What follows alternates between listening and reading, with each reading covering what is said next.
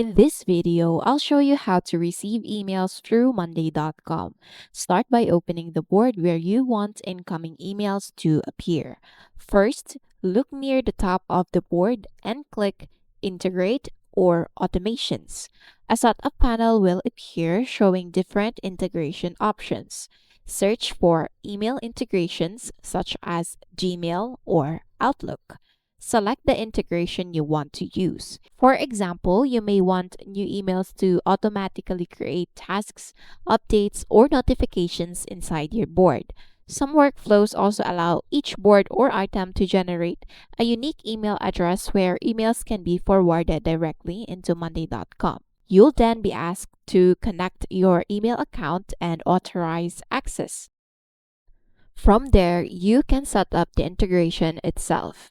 You can set it to when an email is received, create an item in, and then select your group. For now, I will select New Group. Then click Create Automation. Once configured, incoming emails will automatically appear inside the connected workflow. This helps centralize communication and reduces the need to manage projects separately through email inboxes. And that's how to receive emails through Monday.com.